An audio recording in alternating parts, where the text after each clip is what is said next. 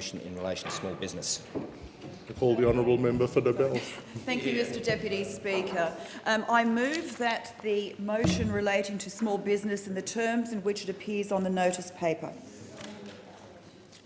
Please proceed. Okay. This government is providing practical help to assist small business, and the coalition has always been a friend and supporter of small business. And our initiatives, including the allocation of $8 million in the 2014-15 federal budget to establish a small business and family enterprise ombudsman, is a positive step to assisting business. The Small Business and Family Enterprise Ombudsman seeks to act as an advocate for small business to cut previous compliance burdens and reduce red tape. And we have a positive, sustainable strategy in place to cut $1 billion in red tape every year for our small business workplaces.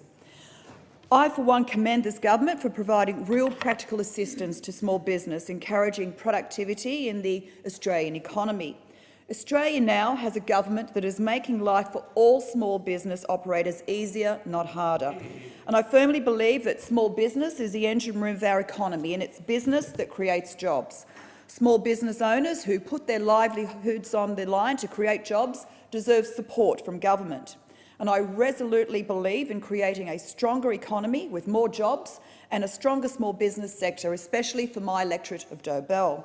This motion confirms the Parliament's support for the measures introduced by this government, which strengthen and enhance prospects for small business owners Australia-wide. This government has provided solid evidence of supporting Australian small businesses, fortified by the allocation of $8 million to establish a small business and family enterprise ombudsman in this year's budget. The Ombudsman delivers on our commitment to create a single entry point for small businesses to obtain information about services and programs available to them.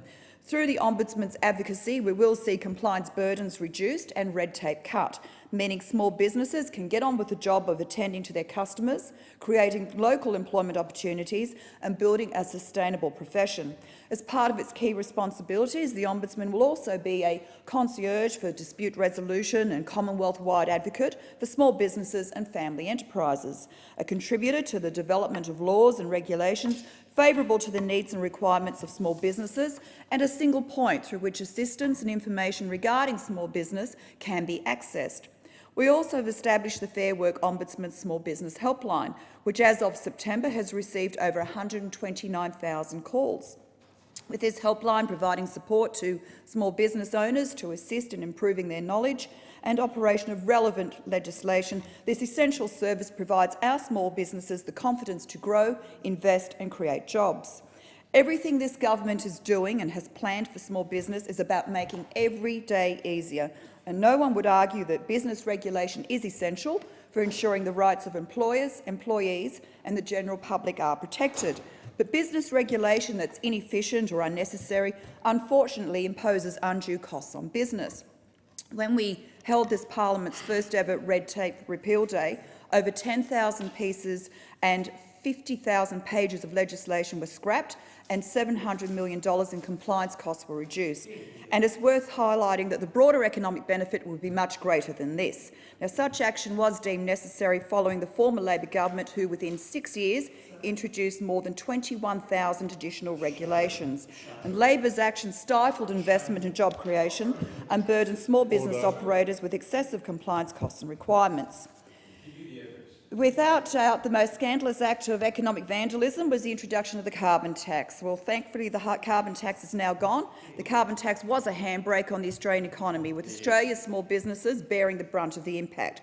We have done what we said we would do. We're providing real assistance to small business. This government remains steadfast in our commitment to reducing red tape in order to drive a stronger economy where small business can thrive. Small business is the backbone of the Dobell economy. Collectively, they are our largest employer.